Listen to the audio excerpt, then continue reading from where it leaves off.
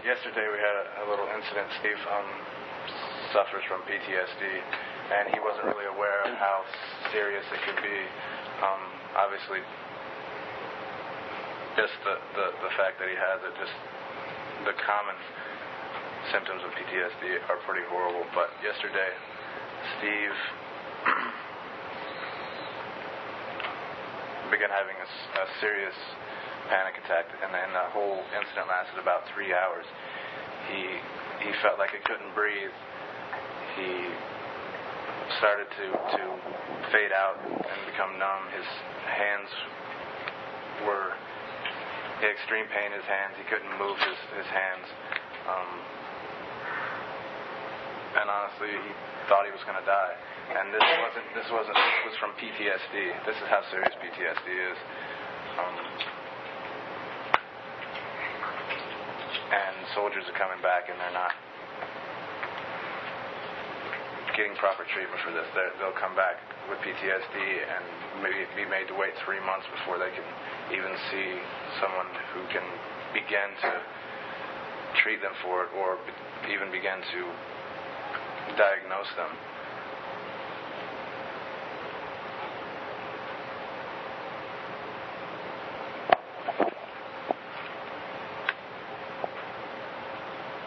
It's like the amount of blood flow and adrenaline that was pumping through Steve, like that's what you use on the battlefield.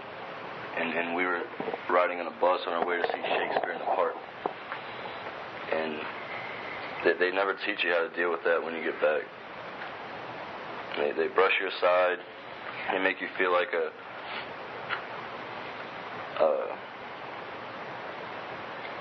like you couldn't take it. Should have never joined the army. You couldn't take it. But it's the best soldiers that get themselves up to that level in combat. They can psych themselves up so much they can control their heartbeat and everything. There's an old saying, good soldiers make bad civilians, or something like that.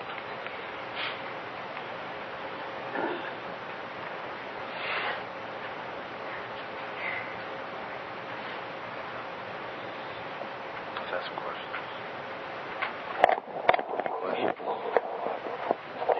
Get a lot of grief from, like, the soldiers you served with? Do they react to you participating in the anti-war activities?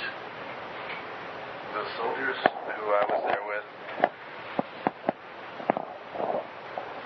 asked the same questions as I did and expressed the same thoughts that I did.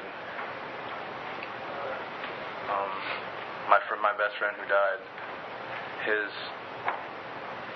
he told me personally that we didn't belong here. This was not right. This was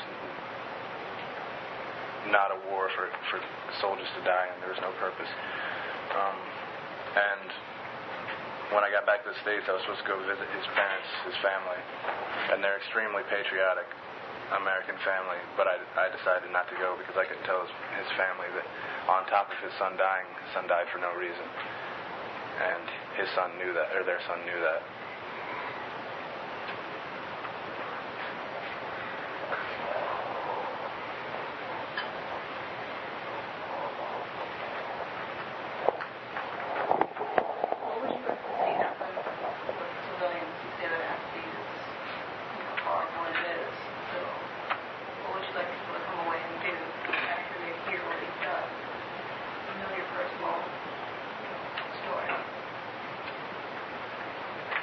A question I get asked a lot is, what can I do?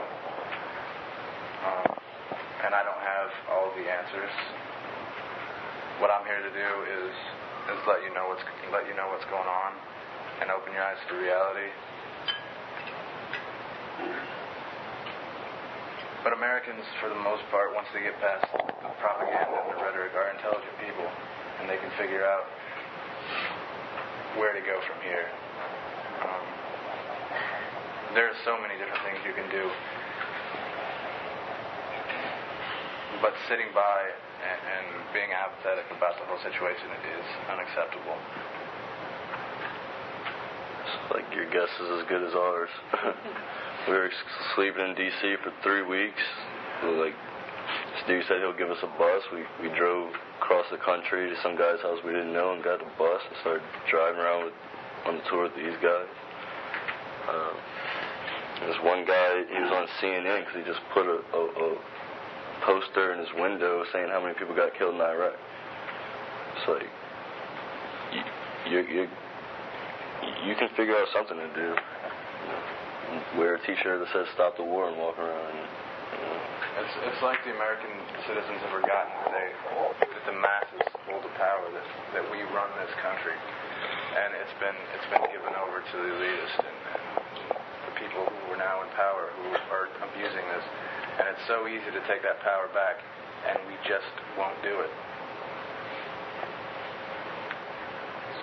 My son is 18 and his good friend is on his way to Iraq now.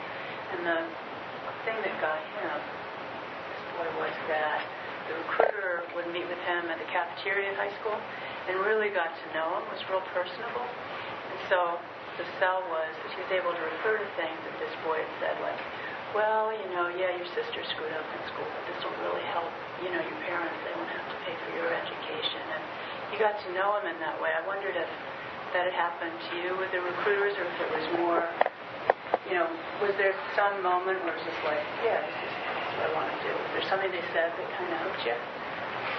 How's a recruiter's dream? Yeah. For me, no, it was extremely sudden. It only took a few days for me to make that snap decision and then go in.